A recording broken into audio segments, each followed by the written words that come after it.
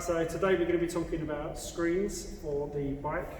I seem to have acquired quite a few, some of them through acquisition, others were donated and given to me. And there was a couple of them that came with the bikes. Andreas is with me today. I guess. He's going to be helping me, going to be asking me some questions. So what we'll do to start with, I'll show you each individual screen and then we can talk through which one's best and why. So what we've got here, we have two very similar screens. Yeah. These are the standard ones, right? Correct.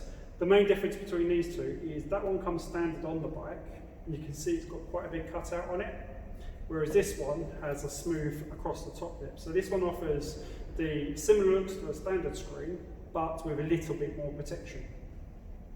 Aerodynamics is pretty much the same. Pretty much the same, yeah. I think this one takes a little bit more wind blast off. Yeah.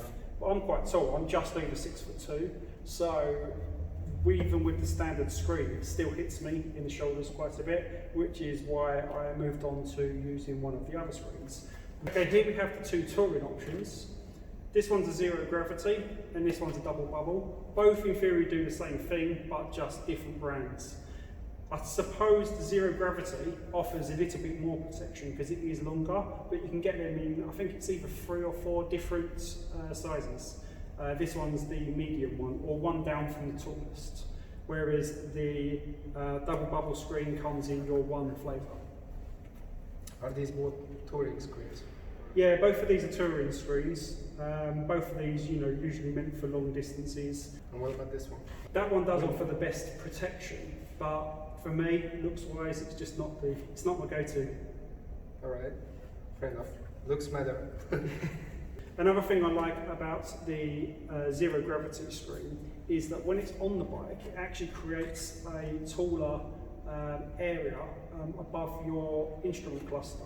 And that's great for fitting a face-on GoPro 2, which you wouldn't get with a standard one. You do get that with the zero gravity as well, but with the standard screens, they fit quite close to the instrument clusters and you don't have room for a GoPro there. So that's another great plus point behind the double bubble screen. Okay, so what do we have here? Is like an extension? Yeah, so what that is, that's great for if you don't want to go for the zero gravity or the double bubble and you want to keep the standard screen, but you do want a little bit more protection. So this is a Laminar Screen Lip. And the way it works is when you have your standard screen, you could say, for example, go touring, so you could ride down to Cornwall with the touring lip clicked in place. So it's 2 Loctite pads and the 2 screws.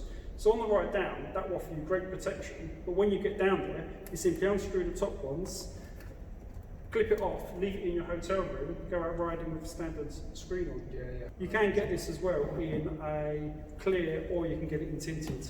But yeah, that's a great option for travelling on holiday on a touring, and then taking it off once you get down there. Which one is the one that you prefer over more, and why is that?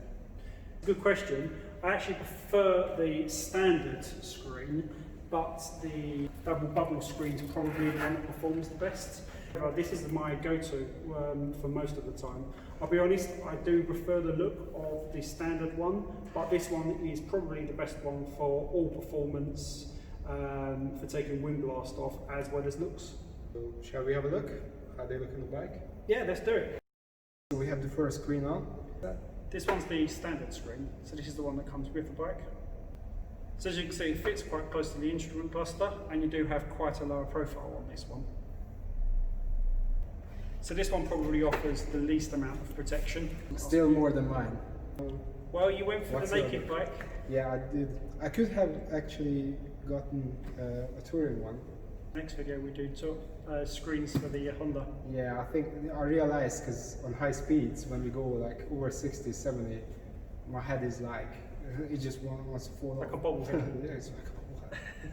Perhaps the next video we do is 5 things you like about the Hornet and 5 things you hate. Yeah. Now let me show you the other standard screen. So here we've got the standard screen with a straight edge.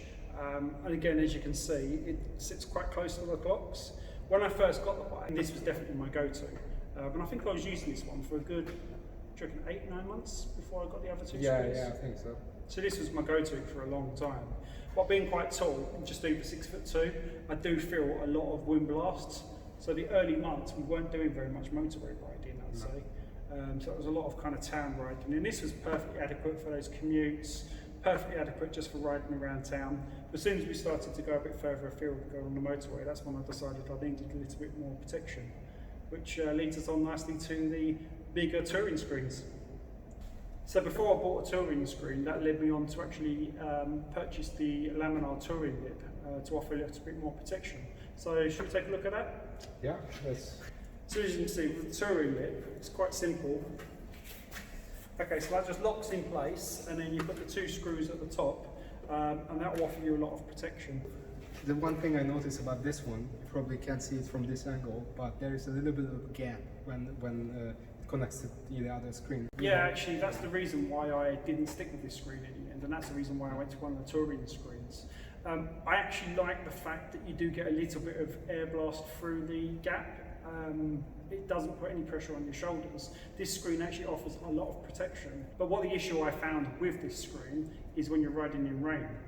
So it does a good job of keeping the rain off you. However, the way I have my phone mounted is right beneath the screen. So what I found is the gap let some water in and it trickled just gently off the screen down onto my phone screen. And what that actually registered was a touch on the screen, each drip that hit the screen. So I'd find I'm riding along with my navigation on, and it kept minimising because it kept getting a raindrop drip off the screen onto the phone, which is why I decided to go for one of the touring screens that offer a little bit more protection and don't have that gap. See the other one? Yeah, let's do it. Oh. It's a big one. What do we have here? Is the zero gravity? Yeah, this one's a zero gravity touring screen. Inherited this one. Someone who had it in their garage, it didn't want it any longer. They tried to tint it, which was quite a bad tint job, but what I plan on doing is actually using tint film over the top of it just to mask all that messy spray that's underneath it. Okay, so that leads us on nicely to my go-to screen. This one's the double bubble screen. I think in terms of looks versus the protection it gives you, this one's probably the best for both worlds. About the other one, larger one, zero gravity, you don't have to change your body position in order to, to get the Protection. effects, of the. Correct, you do need to tilt down a little bit more with this one, these ones. I do find. Why do you like this? Because of the looks versus how much protection it does offer. It's a good medium ground.